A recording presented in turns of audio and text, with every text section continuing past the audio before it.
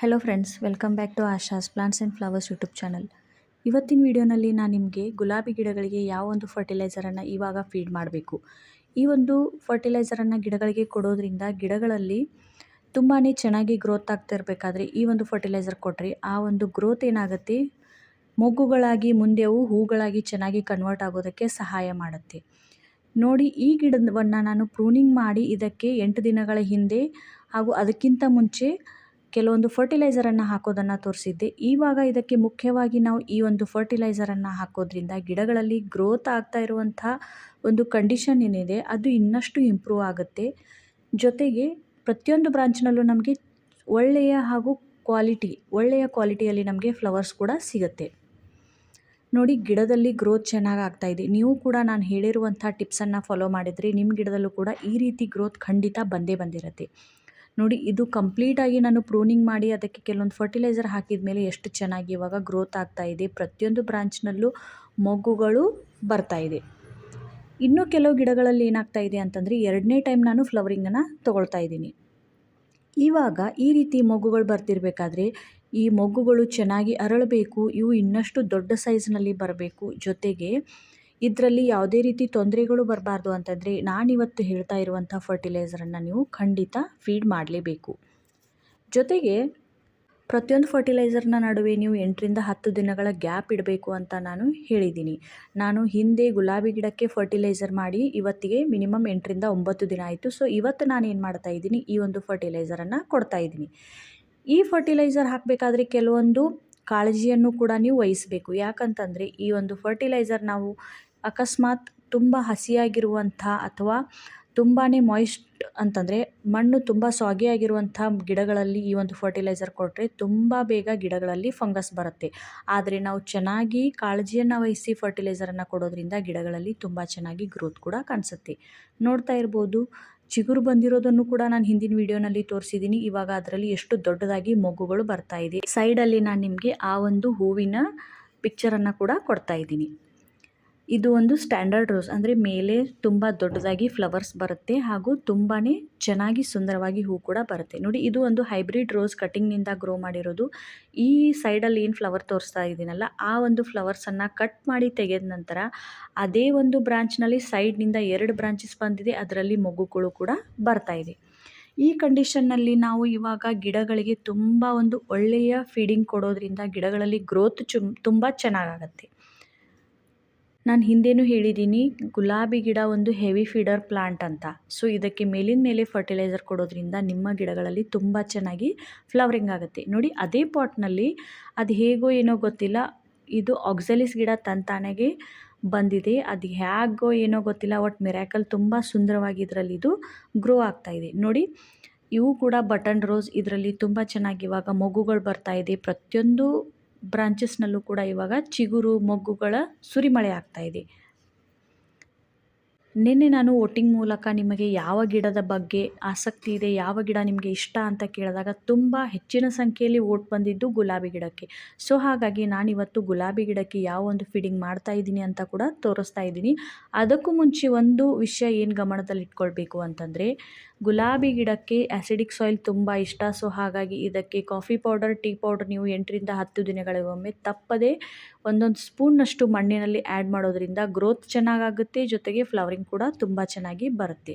ನೋಡಿ, ಕಾಕಡ ಗಿಡದಲ್ಲೂ ಕೂಡ ತುಂಬ ಹೆವಿ ಫ್ಲವರಿಂಗ್ ಆಗ್ತಾಯಿದೆ, ಬಡ್ಸ್ ಬರ್ತಾ ಇದೆ, ತುಂಬ ಚೆನ್ನಾಗಿ ಇದರಲ್ಲಿ ಬೆಳವಣಿಗೆ ಆಗ್ತಾಯಿದೆ. ಇದಕ್ಕಿಷ್ಟವಾದಂಥ ಒಂದು ಫರ್ಟಿಲೈಸರ್ ಯಾವುದು ಅಂತಂದರೆ ಈ ವರ್ಮಿ ಕಂಪೋಸ್ಟ್ ಜೊತೆಗೆ ಸ್ವಲ್ಪ ಪ್ರಮಾಣದಲ್ಲಿ ಚಾಕ್ ಅಥವಾ ಬೋನ್ ಮಿಲ್ ಅಥವಾ ಸುಣ್ಣ, ಈ ಎಲೆ ಎಲ್ಲ ತಿಂತಾರಲ್ಲ ಅದರಲ್ಲಿ ಯೂಸ್ ಮಾಡುವಂಥ ಸುಣ್ಣವನ್ನು ಸ್ವಲ್ಪ ಚಿಟಿಕೆ ಪ್ರಮಾಣದಲ್ಲಿ ನೀವು ಮಿಕ್ಸ್ ಮಾಡ್ಕೊಂಡ್ಬಿಟ್ಟು ಗಿಡಗಳಿಗೆ ಹಾಕೋದ್ರಿಂದ ಅದರಲ್ಲಿ ತುಂಬ ಚೆನ್ನಾಗಿ ಫ್ಲವರ್ಸ್ ಬರುತ್ತೆ.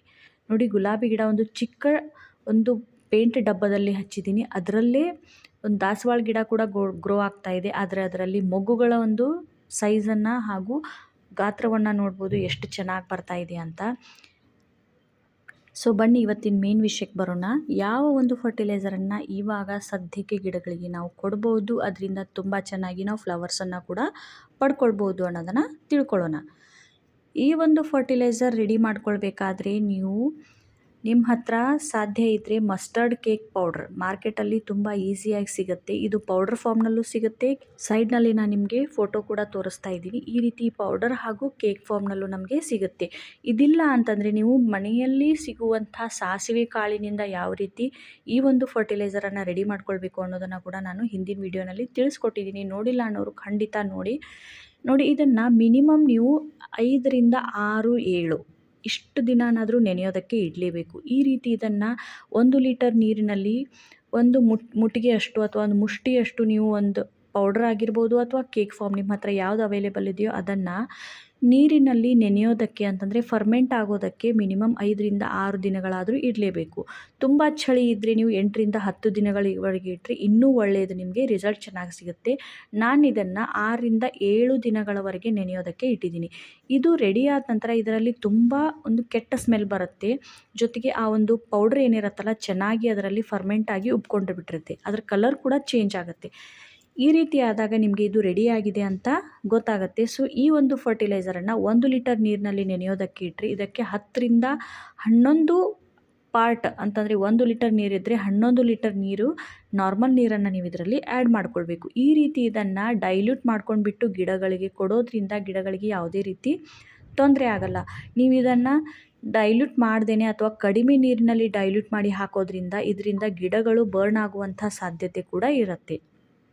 ಈ ಒಂದು ಮಸ್ಟರ್ಡ್ ಕೇಕ್ ಅಂತಂದರೆ ಸಾಸಿವೆ ಹಿಂಡಿಯಲ್ಲಿ ಹೇರಳವಾಗಿ ನೈಟ್ರೋಜನ್, ಫಾಸ್ಫರಸ್, ಪೊಟ್ಯಾಷಿಯಂ ಇರೋದ್ರಿಂದ ಹೂವು, ಹಣ್ಣು ಹಾಗೂ ತರಕಾರಿಗಳು ತುಂಬ ದೊಡ್ಡ ಸೈಜಿನಲ್ಲಿ ಹೆಚ್ಚಿನ ಸಂಖ್ಯೆಯಲ್ಲಿ ಹೆಲ್ದಿಯಾಗಿ ಬರುತ್ತೆ. ಅಷ್ಟೇ ಅಲ್ಲ, ಇದರಲ್ಲಿ ಸಲ್ಫರ್, ಮೆಗ್ನೀಷಿಯಂ, ಮ್ಯಾಂಗನೀಸ್, ಜಿಂಕ್ ಮತ್ತು ಪೊಟ್ಯಾಷಿಯಂ ಕೂಡ ಹೇರಳವಾಗಿರೋದ್ರ ಜೊತೆಗೆ ಮೈಕ್ರೋ ಹಾಗೂ ಮ್ಯಾಕ್ರೋ ಆರ್ಗ್ಯಾನಿಸಮ್ ಕೂಡ ಇದರಲ್ಲಿ ನ್ಯೂಟ್ರಿಯೆಂಟ್ಸ್ ಕೂಡ ತುಂಬ ಹೇರಳವಾಗಿರೋದ್ರಿಂದ ಗಿಡಗಳಲ್ಲಿ ಇದು ಒಂದು ರೀತಿ ಪ್ಲಾಂಟ್ ಬೂಸ್ಟರ್ ಥರ ಕೆಲಸ ಮಾಡುತ್ತೆ.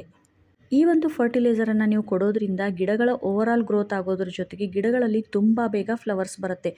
ನನಗೆ ಕಮೆಂಟ್ಸ್ ಬರ್ತಾ ಇದೆ, ದಾಸವಾಳ ಗಿಡದಲ್ಲಿ ಗ್ರೋತ್ ಆಗ್ತಾ ಇದೆ ಆದರೆ ಹೂಗಳೇ ಬರ್ತಾ ಇಲ್ಲ ಅಂತ ಇವತ್ತು ಕೂಡ ಒಬ್ಬರು ಕಮೆಂಟ್ ಮಾಡಿದ್ದೀರಾ. ಈ ಒಂದು ಫರ್ಟಿಲೈಸರನ್ನು ಯೂಸ್ ಮಾಡಿ ನೋಡಿ, ಖಂಡಿತ ಇದರ ರಿಸಲ್ಟ್ ಚೆನ್ನಾಗಿ ಬರುತ್ತೆ.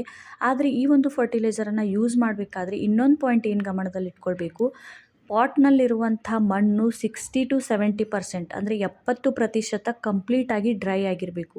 ಎಷ್ಟು ಒಣಗಿರುವಂಥ ಮಣ್ಣಿನಲ್ಲಿ ನೀವು ಈ ಒಂದು ಫರ್ಟಿಲೈಸರ್ ಕೊಡ್ತೀರೋ ಅಷ್ಟು ಒಳ್ಳೆಯ ರಿಸಲ್ಟ್ ನಿಮಗೆ ಸಿಗುತ್ತೆ.